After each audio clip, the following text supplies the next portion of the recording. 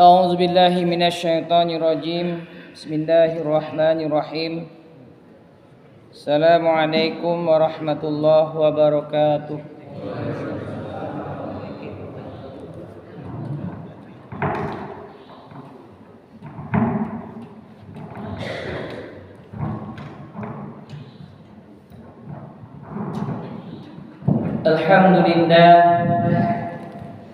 Alhamdulillah ala ni'matil iman wa ala ni'matil islam wa ala ni'matis sihah wa ala ni'matil syahrus syam.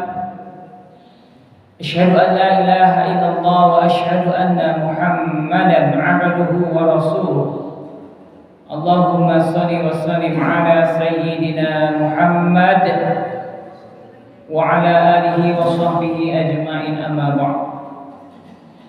Qala Allah ta'ala fil Qur'anil Karim, a'udzu billahi minasy syaithanir rajim. Bismillahirrahmanirrahim.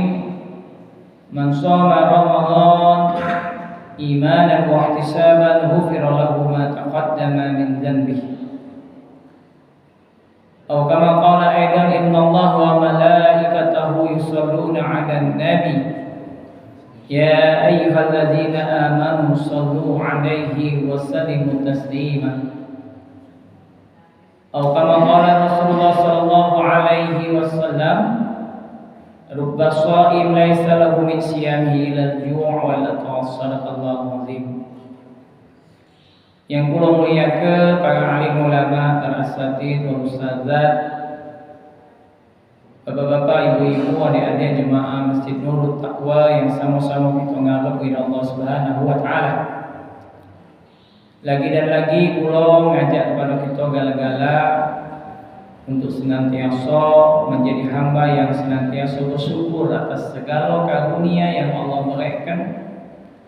Wabil khusus di pagi yang penuh barokah ini, Allah Subhanahu wa taala masih memperkenankan kita hadir melaksanakan sholat subuh berjamaah, kemudian duduk dalam satu majlis yang mulia membicarakan perkara pentingnya iman dan amal saleh, perkara untuk saling ingat mengingatkan.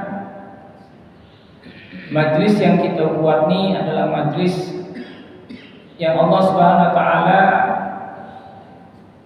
akan jadikan satu majlis yang barokah.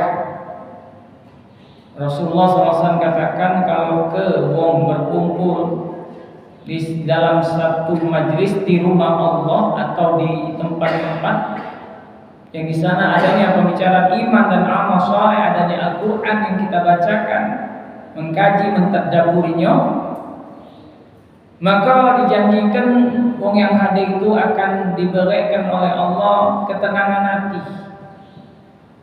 Menyari wong kadang nyari tenang, nyari senang, nyari kebahagiaan dengan caranya sendiri, hanya sebatas dunia saja.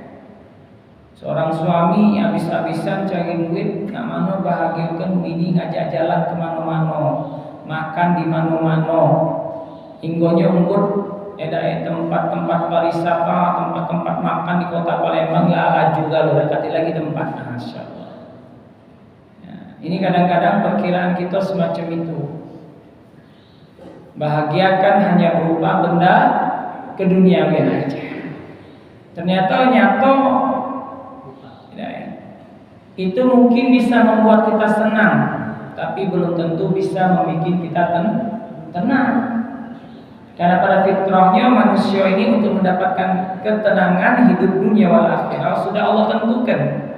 Hanya dengan mentaati perintah Allah, hanya dengan menghidupkan sunnah baginda Nabi Muhammad SAW. Hanya di dalam agama tidak akan bisa didapatkan ketenangan, kebahagiaan yang sesungguhnya kecuali Allah Subhanahu wa taala telah menentukannya. Kita mendengarkan tausiah, kita mengkaji daripada ayat-ayat Al-Quran, dan ini Allah janjikan akan mendapatkan ketenangan, kebahagiaan dan kesuksesan dunia sementara dan akhirat yang selama-lamanya. Kemudian Allah Subhanahu wa taala akan mengaitkan kepada kita ini apa? Rahman atau rahimnya Allah Subhanahu wa taala. May yuridillahu bihi khairan yufaqihu fid din. Jika Allah menghendaki kebaikan hamba-Nya, maka insyaallah dari kajian kita akan Allah berikan kepahaman yang benar. Bertambahnya ilmu, insyaallah akan bertambahnya wawasan kita, bertambahnya semangat kita dalam mentaati perintah Allah Subhanahu wa taala. Biar kita ini beramal tidak nganarudin. Maka banyak duduk di majelis-majelis ilmu. Banyak orang yang beramal tapi amalnya sia-sia. Man 'amila 'amalan laisa amruna raddun, kata Rasulullah.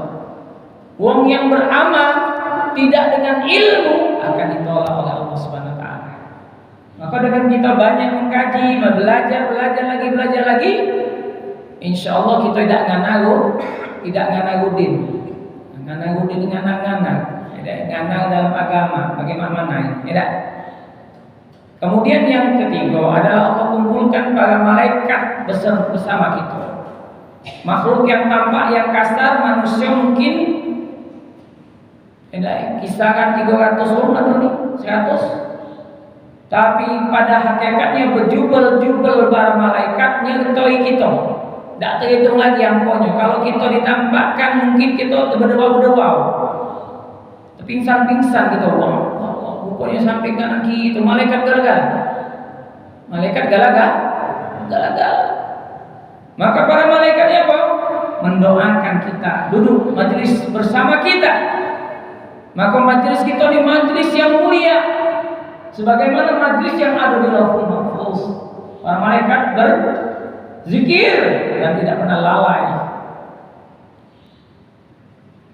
Kemudian yang keempat adalah Allah akan share dengan kita. Kalau kita ni biasa nge-share di HP dah, Ustaz ni nah. Rekam ke nge-share dah. Masuk ke YouTube dah, dikenal oleh makhluk dunia. Tapi ini dah di-share oleh Allah di majlisnya para malaikat. Masya Allah, makhluk halus. Ya dah, kenal kita. Tidak mungkin ada orang yang tidak terkenal di dunia, tapi terkenal di akhirat Allah Subhanahu wa taala. Ngapa? Sering duduk dalam majelis ilmu. Di-share kita, Masya Allah. Bapak-bapak, ibu-ibu yang sama-sama mengagumi Allah Subhanahu wa taala, pada pagi yang barokah ini kami akan menyampaikan salah satu daripada riwayat menceritakan tentang satu kejadian yang mungkin tidak lazim terjadi, tapi ini terjadi di zaman Rasulullah. Yakni tentang doanya malaikat yang diaminkan oleh Rasulullah SAW. Kalau menurut kita, kalau doa itu yang berdoa itu malaikat, yang ngaminkan Rasulullah makbul dah. Pasti makbul, dak kekada dak makbul. Dak kekada. Karena yang berdoa itu adalah malaikat, yang mengaminkan adalah Rasulullah. Cetok ibarat baso, cetonian pasti makbul. Tetapi doanya ini kira-kira doa baik atau doa buruk? Doanya doa baik atau doa buruk? Tebak-tebak nih bu, doa baik, Bapak?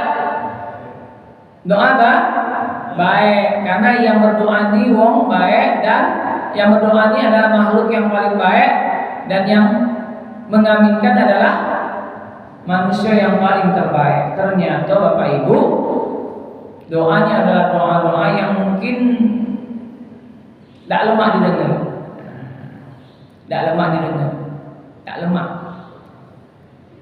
Apa doanya?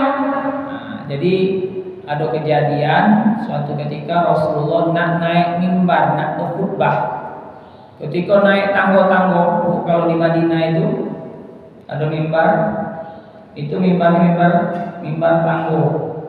Rasulullah naik tangga pertama mengucapkan kalimat amin, naik tangga kedua mengucapkan kalimat amin, naik tangga ketiga mengucapkan kalimat amin. Setelah selesai berdoa, para sahabat ini bengong, bingung dan penuh dengan pertanyaan. Karena apa? Karena apa yang dilakukan oleh Rasulullah tidak pernah dilakukan seumur hidup. Baru itulah yang nikmat. Maka para sahabat nanya, ya Rasulullah, ada apa yang gerangan yang terjadi ketika awak naik mimbar ni? Awak ucapin 3 kalimat amin. Apa yang gerangan yang terjadi ya Rasul? Maka Rasulullah katakan, ketika aku naik mimbar, aku kedatangan tamu agung, malaikat Jibril, minta sama aku agar aku mengaminkan doanya. Ketika naik tangga pertama, malaikat berdoa, ya Rasulullah, celaka manusia yang ketika dia diberikan oleh Allah umur yang panjang, kesehatan, hidup sampai dari awal sampai akhir bulan Ramadan, tapi dia tidak mendapatkan maghfirah Allah, tidak mendapatkan pengampunan dosa dari Allah. Amin, kata Rasulullah. Yang kedua, celaka manusia ya Rasul, yang ketika dia mendengar namamu tapi dia tidak bersolawat kepada engkau. Amin, kata Rasulullah. Yang ketiga, ya Rasulullah, celaka seorang anak yang dititipin oleh Allah, orang tua yang sudah tua lengkap. Kemudian di akhir hayat ibunya tidak menjadikan anak itu menjadi anak yang soleh, bahkan durhaka kepada Allah, kepada orang tuanya, karena asbab dia tidak bisa merawat dan mengikromi, melayani daripada orang tuanya. Amin. Jangan sampai 3 doa ini ada dalam diri kita. Bahaya, hati-hati. Ya, khususnya yang pertama adalah siapunian si wong yang celaka ketika bulan Ramadan diberikan oleh Allah kesehatan, diperdengarkan doanya dari bulan Sa'ban sampai Rajab sampai Ramadan. Makbul tak doa kita, alhamdulillah. Kita kepengen agar dipanjangkan sampai bulan Ramadan. Nah, panjang yang cak mana kita pengen panjang yang barokah. Jangan sampai panjang yang tidak barokah. Kategori apa? Yang pertama, wong yang ketika berada di bulan Ramadan diberikan kesehatan, diberikan oleh Allah umur panjang, tapi dia ini tidak terpanggil untuk melaksanakan puasa. Yang riwayat disebutkan bulan Ramadan barokahnya adalah di siang harinya diwajibkan puasa, di malam harinya sholat sunnah tarawih. Jadi tidak tergerak, tidak terpanggil dia sebagai orang yang beriman. Bapak-bapak, ibu-ibu tahu tak apa yang paling tampak dari seseorang, yang yang tidak puasa di bulan Ramadan, yang paling keselian, yang paling kejiwaan, apanya? Ada tak yang bisa jawab? Bu, apa yang paling kejiwaan wong yang tidak puasa di bulan Ramadan? Apa yang paling kejiwaan? Lesunya segar.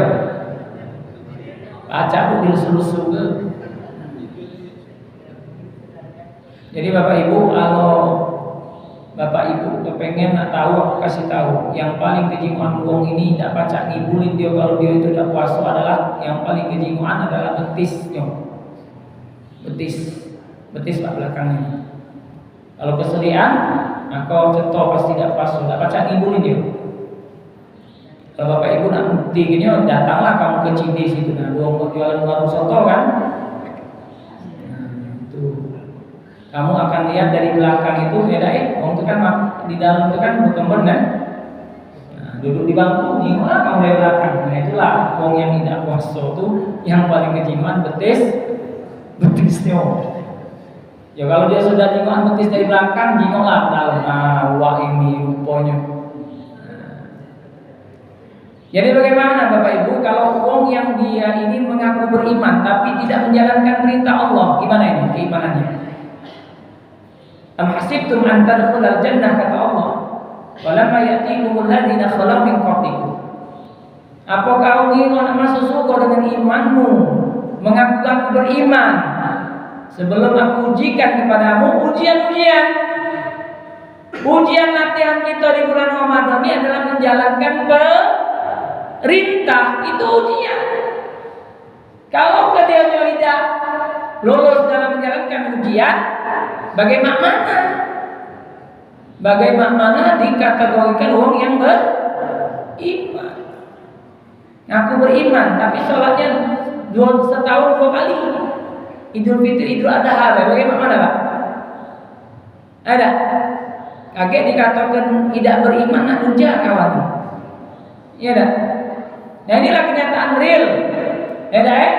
Wong yang beriman tuh secara praktek pasti dia ngamalkan agama. Yang kenapa? Yang kedua, wong yang celaka adalah wong yang ketika berjumpa dengan bulan puasa, dia puasa tapi puasanya yuk-yukan bae. Suasana bae, melo-meloan aja. Tidak meningkat ibadahnya.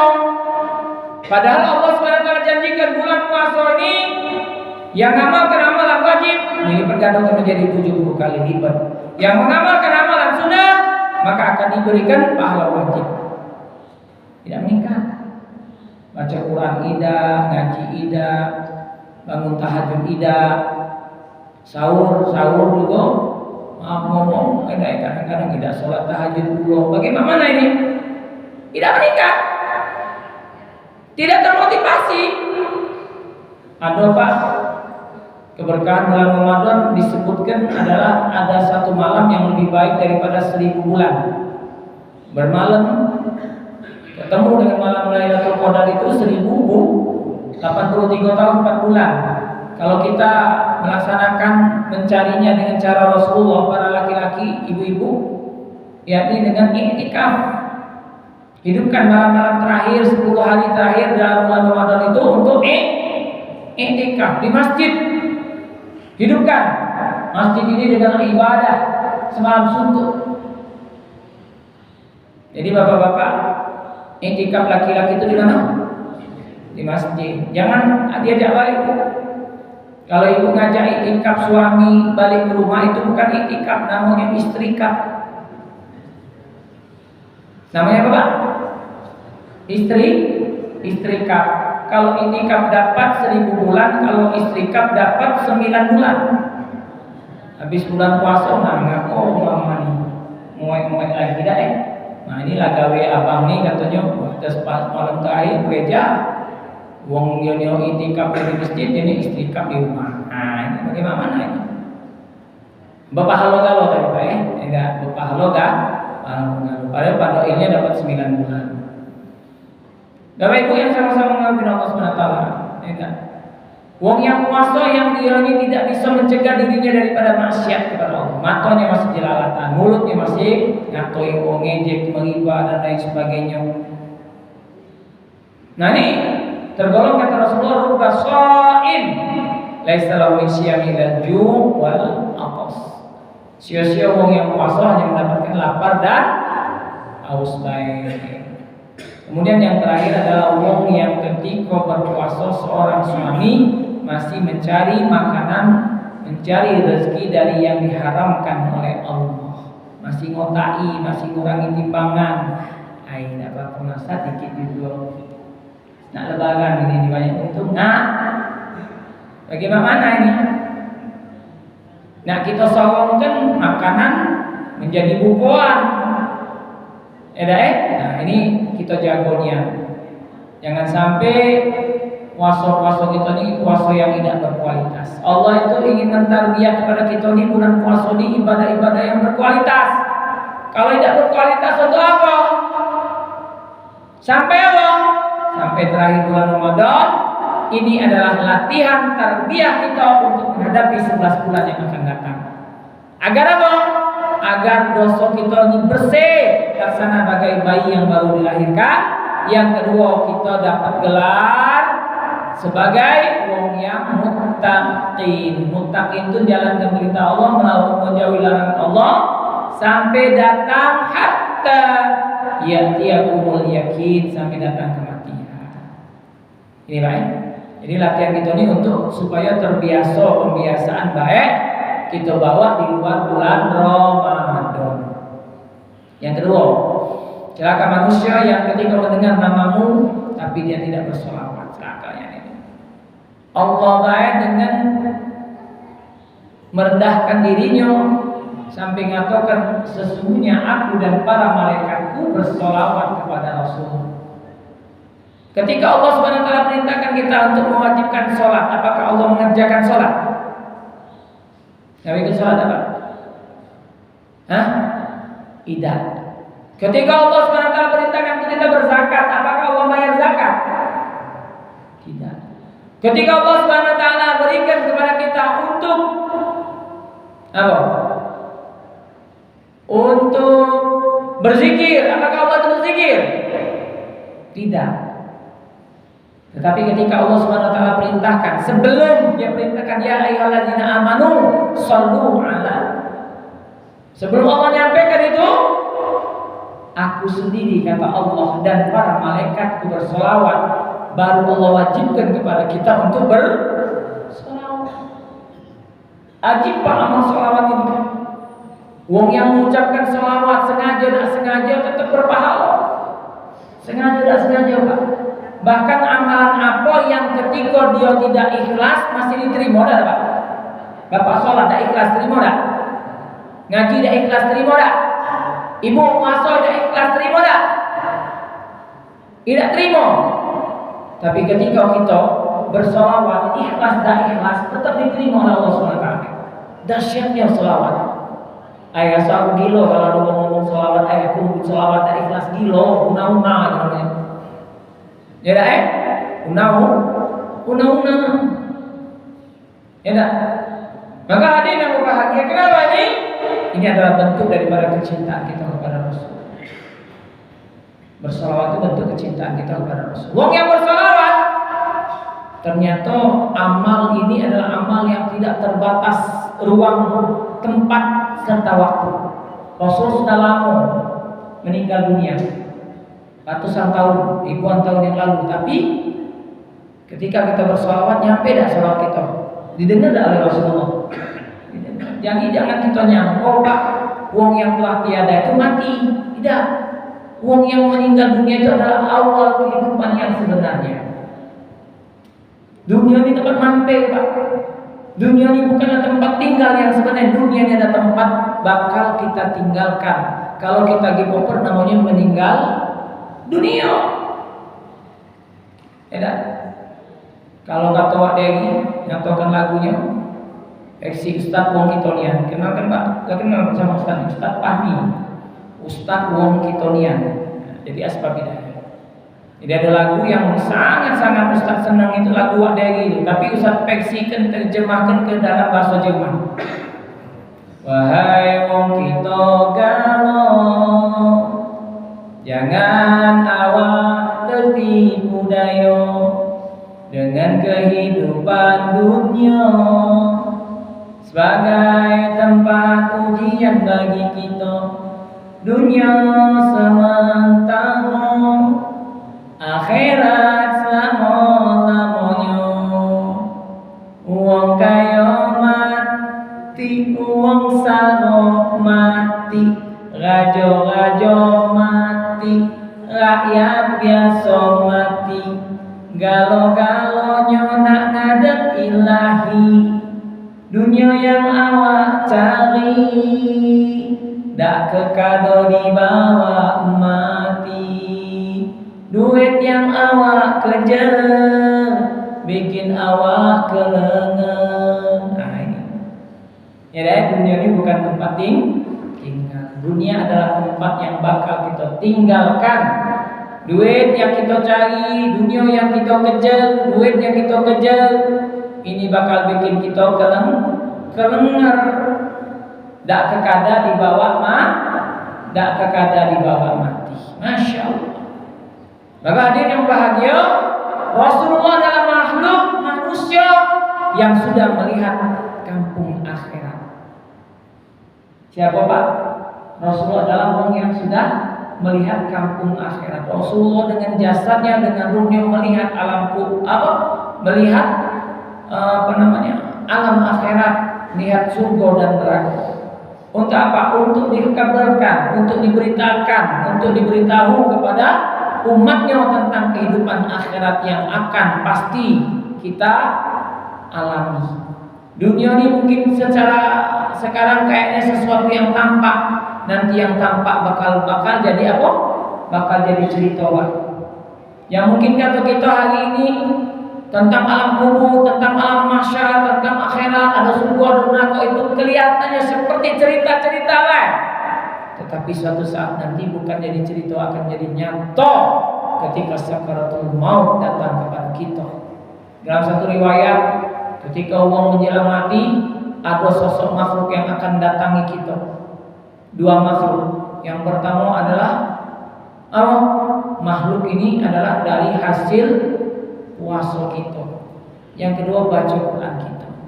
Kita kaget tengah-tengah nengok iwak alam ke belakang awak ni cahaya ganteng. Woi coy, ya Allah dah kenal dengan aku. Awak kau dah sering kau lakukan waktu kau di dunia dulu. Ni anakku. Iyo, aku ni adalah puasa yang kau siang hari saban waktu kau sabar. Kau tetap istiqomah jalan ke perintah Allah. Imanan wa ihtisaban. Hari ini aku dikirim oleh Allah merewang awak di kubur. Puasa apa? Puasa itu, Pak. Maka Al-Quran tu ngomong, coy, aku ni pula kawan dia ni. Kau ni sengket ni yang kau. Ngapa? Aku ni adalah baca Al-Quran yang ketika kau hidup di dunia kau bacakan, kau peduli dengan aku, kau galak wangi aku, kau dah pernah buat ihsan dengan aku. Nah sekarang aku diutus oleh Allah untuk biar kau tak kesepian di alam kubur. InsyaAllah. Bini kita, Pak, secantik-cantik bini kita, secinta-cinta bini kita, ibu galak ngerewangi laki ni masuk di kubur. Apa laki-laki? Laki kalau ibunya meninggal nangis dia, nangis tapi nutup sebelah kanan kiri. Ini ngincing, lagi lah bakal cari yang baru nih. Saking ada yang stres, Pak. Seorang haji ketika bininya mati, belum lagi sempat dikapani dilangkainya mayat bininya. Satu masjid, satu jemaah, satu kampung heboh. Haji ini aku niat sekolah bolak-balik pergi ke masjid, tapi stres ketika bininya mati, tidak kuat. Ngapa? Melangkai mayat bininya sebelum dikapani. Ngapa Haji? Kata Haji tadi, aku nih sebenarnya tidak stres. Aku nih dulu waktu biniku masih hidup, aku pernah pengen nak berbini lagi, ngomong sama biniku, tidak ninju. Atau bininya, kalau kau nak berbini lagi, langkai dulu mayat aku. Nah, rupanya ketika kita mati, katanya, aku ni nyampe ke amanah biniku, langkai dulu mayat aku. Ngapa aku nak berbini lagi? Katanya, kalau tak langkai, aku kualat. Katanya, nah, hati-hati weh kalau marah-marah, jangan ngomong langkai dulu mayatku. Ya enggak? Agak kata orang laki stres semenjak ibu mati dah. Ngapa? Nah, itu dia rupanya. Aguannya. Kemudian Bapak Ibu yang sama-sama mengagungkan Allah SWT, ini adalah sesuatu yang luar biasa. Nanti seseorang yang banyak bersolawat akan mendapatkan syafaat nanti di padang mahsyar. Satu-satunya Rasul yang bisa memberikan syafaat kepada umatnya adalah baginda Nabi Muhammad SAW. Ketika dia bangkit, dia mencari umatnya yang galak bersolawat. Aina ummati.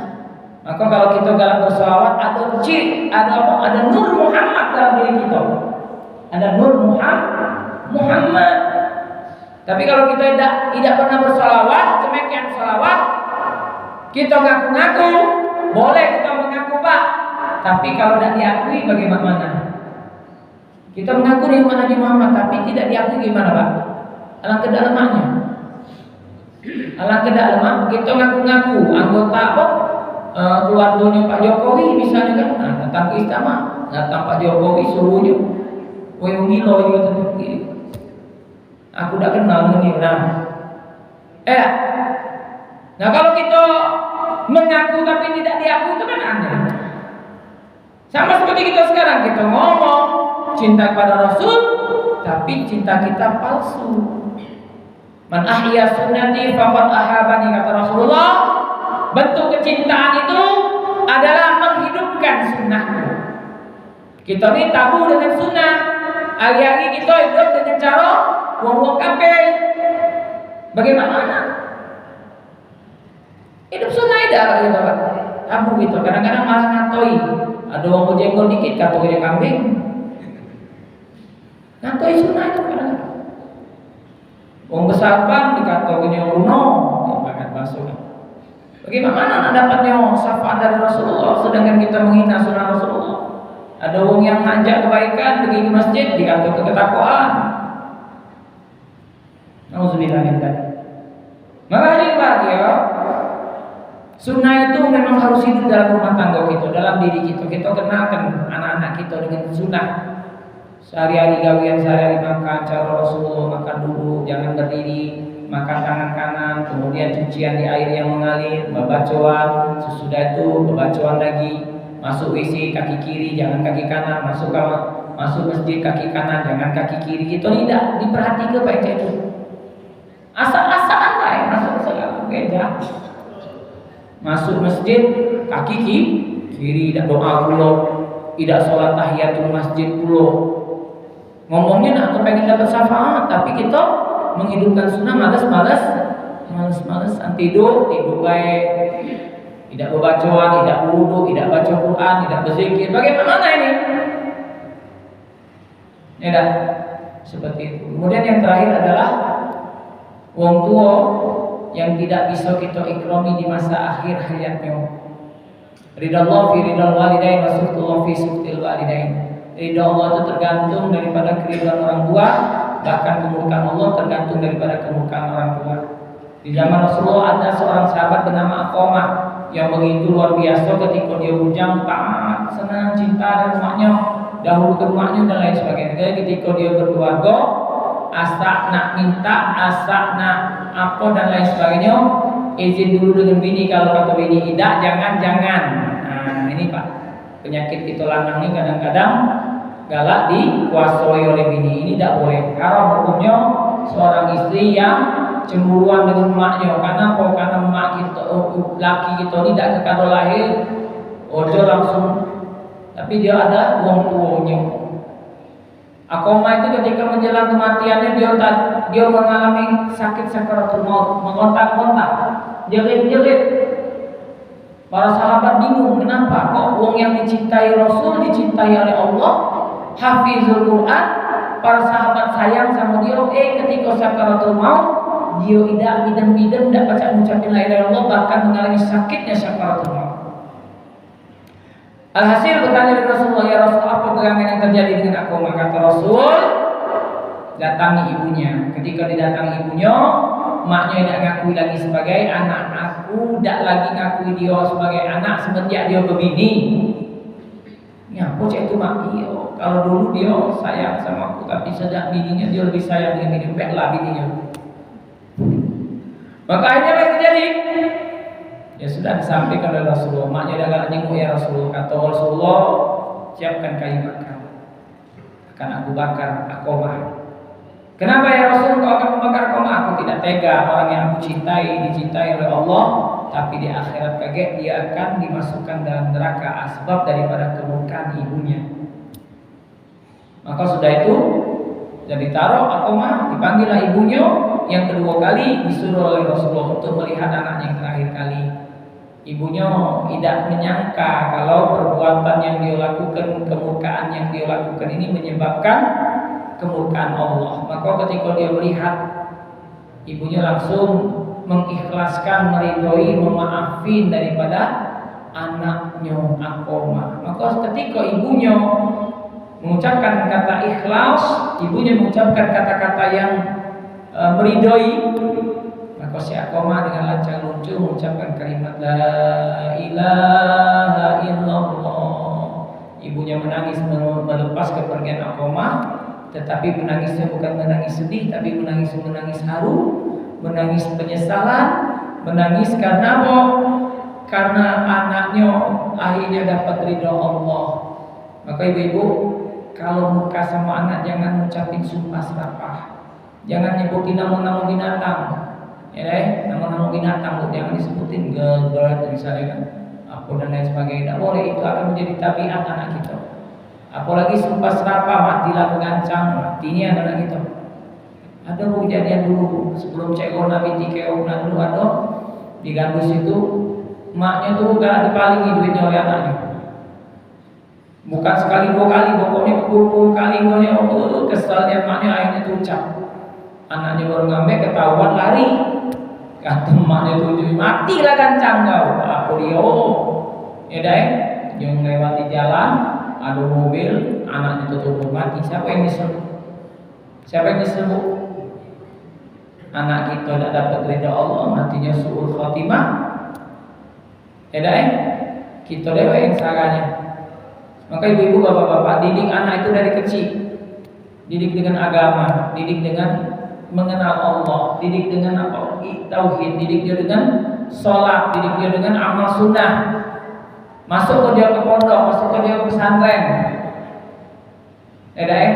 Kita ini kadang-kadang jadikan anak itu sekedar masa depan profesi. Nak jadi apa kaki anakku? Baca tak dia makan yang makan dewek kaki kalau besar. Itu Pak cuma yang kita pikirkan. Ya dah, kita tidak memikirkan bagaimana anak kita ini bisa menolong kita kakek di akhirat. Menjadikan anak kita soleh, menjadikan anak kita alim, menjadikan anak kita hafiz, menjadikan anak kita yang tampil dalam amal-amal agama.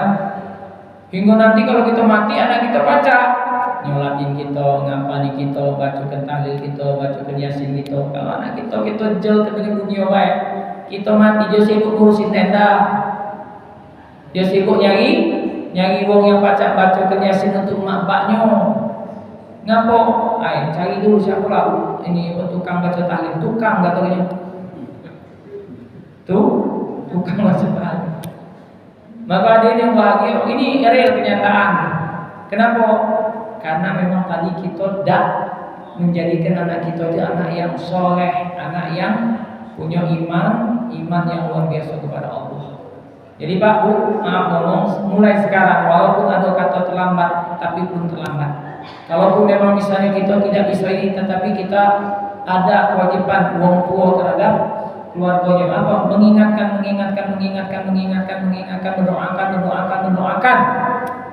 Ya deh, jangan putus sampai nyawa kita putus. Mudah-mudahan keluarga kita akan ingat dengan kebaikan, akan ingat dengan nasihat kita. Walaupun mungkin nanti kita telah meninggal dunia, tapi meninggal dunia kita ini menjadi kenangan yang terindah bagi keturunan kita. Kita tinggalkan jejak-jejak yang baik terhadap keturunan kita. Jangan tinggalkan jejak yang buruk, Pak. Bapak preman matinya jauh, jadi anak berbeki. Ya Allah, Pak malang itu ngasih kaburin punya bapak preman, punya bapak ini. Mana Pak patokan dia lagi? Tapi kalau kita tinggalkan jejak-jejak yang baik, ya abiku itu rajin pergi ke masjid, masya Allah. Oh ya Allah, dah terpelok aku. Nah alhamdulillah sekarang ada bagi jawab dan nurut bapak. Itu mungkin asbab daripada dakwah bil hal yang kita lakukan. Tapi menurut kita juga tidak boleh bergam. Itu dulu mungkin kalau ada yang nak bertanya jatuhin. Mereka persilakan kepada jamaah yang mungkin ada yang bertanya. Ada satu.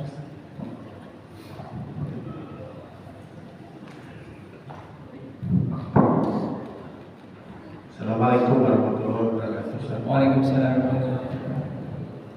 Ini masalah puasa ini kan Ustaz. Biasanya kita tarawih itu waktunya lebih kurang 1 jam lah kira-kira Ustaz.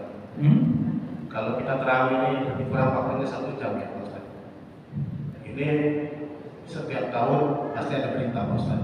Yang lagi viral sekarang itu tarawih super kilat. Lebih dari cuma waktunya cuma 7 menit Ustaz.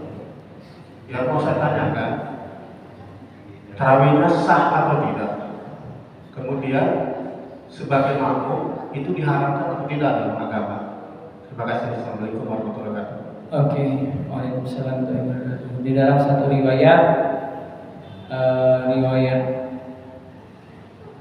Baihaqi itu disebutkan Rasulullah pernah bersabda suatu masa akan datang di mana di dalam satu masjid tidak ada yang mendapatkan kekhusyuan di dalam sholat, dan itu sudah terjadi sekarang ini.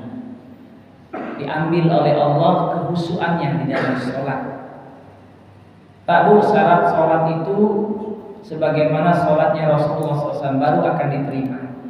Sholatnya Rasulullah mencontohkan kepada kita khusyuk wal khudu. Apa arti khusyuk? Khusyuk itu adalah konsentrasi pikiran, hati, batin, ucapan, perbuatan kita hanya bersandar kepada Allah. Khudu artinya tertib. Tertib itu tata caranya dengan ilmu. Sholat itu jangan cuma asa ke sholat, tapi kita berpakem dengan sholat kita. Kita harus kaji, kita harus belajar fikih sholat. Fikih sholatnya harus kita pelajari matang, Pak. Kita ini kadang-kadang untuk perkara ilmu dunia, kita luar biasa sampai detil-detilnya. Kenapa kita tak galak? Memakamkan ilmu sholat kita sedetil-detilnya. Dari gerakannya, dari bacaannya, dari apa? Syarat sah daripada sholat akunian yang harus kita tunaikan, istinjaknya kita perbaiki, mandi wajibnya kita perbaiki. Banyak hal yang berkaitan dengan cara untuk mendapatkan sholat yang khusyuk, sholat yang diterima. Kenapa? Karena kalau kita tidak dengan ilmu, tertolak amal kita. Jadi kalau dalam satu riwayat diceritakan bahwasanya nanti kita ini, maaf ngomong, seumur hidup kita sholat sampai akhir hayat kita, tapi satu sholat pun tidak diterima oleh Allah, dilemparkan laksana ke kain buruk ke muka kita. Kenapa? Sholat kita asa. Sholat kita asa. Jadi Pak, tidak usah lagi diragukan kalau sholat-sholat yang semacam itu tidak diterima oleh Allah, walaupun dia berjamaah. Kenapa? Gala-galanya tidak berkualitas sholatnya. Jadi kita nih Pak, mulai sekarang nih perhatikan bacaan Fatihah kita lah benar atau belum. Kalau belum ngadep dengan ustaz, dengan kiai, ustaz tolong dengarkan. Kenapa? Al-Fatihah itu rukun dalam sholat. Semaksimal mungkin kita jangan sampai kalau bisa ada yang salah dalam membaca Fatihah. Itu nih kadang-kadang Pak minta maaf ya, kadang-kadang kita nih berebutan pengen jadi imam, padahal secara keilmuan, secara kefasihan, secara kehafalan kita belum mumpuni. Tapi karena kita nih alumni ini, kita nih mantan inilah, singgi. Kalau aku udah jadi imam gak kalah aku sholat mesti itu. Jangan Pak, kita bukan ini. Kalau Rasulullah menganjurkan kalau kita tuh berebut-rebut untuk menjadi muadzin, nah ini boleh. Duduk di saf yang pertama, tapi bukan di belakang imam. Saf pertama itu boleh berebut-rebut. Tapi ini tidak berebut-rebut nak jadi imam, tapi ilmunya belum mumpuni. Minta maaf ya. Jadi kalau kita memang mumpuni dalam ilmunya, boleh kita mengajukan diri, boleh kita maju. Kalau kita memang mumpuni. Tapi kalau kita tidak mumpuni, jangan kena jadi imam. Belakang imamnya tidak layak gitu. Belakang imam ni Pak. Belakang imam ni adalah wong yang memang harus lebih ilmunya dibandingkan yang lainnya. Kenapa? Kalau imam kentut, Nah kemudian juga kalau kita memang ada wong-wong yang kita ikromi, memang dia memang ada ilmunya, bahkan wong banyak kadang-kadang sengaja yang hafiz Qur'annya, itu memang lebih baik. Kenapa? Karena kedudukan imam ini adalah sesuatu yang sangat-sangat luar biasa ditinggikan oleh agama. Tidak sembarang wong untuk jadi imam. Jangan kita nganggep pengen belajar imam tapi belum belajar ilmunya, belum lagi pengen ya yang penting berani dulu tak baca. Nah jadi imam itu bukan modal berani Pak. Kita ini kadang-kadang yang penting berani kayak biasa dewek tak baca. Bukan itunya itu, bukan tempatnya itu. Jadi kalau kita memang nak jadi imam, itu memang maaf ngomong kita sudah siap. Ini kayak jangan-jangan kentut kebingungan gitu. Semacam itu. Kenapa? Karena posisi imam ini yang menentukan. Jika tadi imamnya ngebut bola, ini. Kalau imamnya lembet, ikut lembet. Kan ada aturan, tak boleh mendahului imam. Nah ini sudah kebingungan, imamnya lagi tidak berkualitas, tidak ngerti ilmu. Jangan kita, jangan usah ada pula orang kita ini kan, yang model-model itu tuh sudah. Jangan kita tuh, mana hal yang buruk ya. Maka ini yang harus kita perhatikan. Jadi perlu banyak lagi kita duduk dalam majelis bertanya apa syarat sah sholat, apa rukun dalam sholat, apa yang menyebabkan sholat itu tidak sah dan lain sebagainya. Insyaallah itu baik. Baik, karena waktu sudah siap, kami mohon kepada Bapak Ustaz untuk menutupnya dengan doa. Silakan Ustaz. Mari kita istighfar kepada Allah Subhanahu wa taala. Nastaghfirullahaladzim, nastaghfirullahaladzim, nastaghfirullahaladzim. Innallaha ghafurur rahim. A'udzubillahi minasyaitonir rajim. Bismillahirrahmanirrahim. Alhamdulillahi rabbil alamin. حمد الشاكرين حمد النائمين حمد الوفي نعمه ويكافئ مزيده يا ربنا لك الحمد كما ينبغي وجهك الكريم وعظيم سلطانك اللهم صل وسلم على سيدنا محمد وعلى سيدنا محمد اللهم بارك لنا في شهر رمضان اللهم بارك لنا في شهر رمضان اللهم بارك لنا في شهر رمضان ya Allah ya Tuhan kami jadikan rangkaian puasa kami, sholat kami, baca Quran kami, tahajud kami, tarawih kami, seluruh amal yang kami buat di bulan Ramadan ini menjadi asbab Engkau meridhai kami ya Allah. Kau ampuni segala khilaf dan kelalaian yang kami lakukan seumur hidup kami. Terimalah taubat kami ya Allah, terimalah taubat kami ya Allah. Ya Allah ya Tuhan kami jadikan bulan Ramadan ini sarana tarbiyah untuk kami meningkatkan iman ya Allah, sarana untuk kami meningkatkan amal ya Allah. Maka tanamkan hakikat iman dalam diri kami ya Allah, tanamkan rasa nikmat kami dalam ibadah, nikmat kami dalam menegakkan sholat, nikmat kami dalam puasa, nikmat kami dalam baca Quran, nikmat kami dalam tahajud, nikmat kami di dalam sedekah, nikmat-nikmat ya Allah menghidupkan sunnah-sunnah baginda Nabi Muhammad SAW sebagai salah satu rangkaian kami melatih membiasakan kebaikan-kebaikan hingga nanti di luar bulan Ramadan kami bisa menjalankan agama secara istiqomah, kami bisa menjadi orang yang muttaqin, kami Engkau ampuni segala khilaf dan kesalahan yang ada dalam diri kami, laksana bayi yang baru dilahirkan. Ya Allah ya Tuhan kami, jadikan ya Allah amal kami menjadikan pengampunan dan penggugur dosa orang tua kami. Ya Allah, apabila orang tua kami dalam tiada lapangkan kuburnya, bebaskan dia daripada siksa kubur, siksa masamu dan azab api nerakamu. Ya Allah ya Tuhan kami, bila orang tua kami masih hidup, berikan dia taufik hidayahmu ya Allah. Berikan kepada orang tua kami ya Allah taufik hidayahmu ya Allah, hingga ya Allah akhir hidupnya ya Allah dia selalu taat patuh pada Engkau ya Allah. Ya Allah ya Tuhan kami jadikan garis anak turunan kami anak yang soleh dan soleha, hafiz anak yang istiqomah menjalankan perintah, menghidupkan sunnah Rasulullah SAW, memakaikan mahkota kepada kedua orang tua ya Allah. Ya Allah ya Tuhan kami, murahkan rezeki kami ya Allah, murahkan ya Allah, mudahkan kami ya Allah. Ya Allah jadikan rezeki yang kami cari halal dan thayyibah, baik untuk anak kami, istri kami, nafkah kami ya Allah.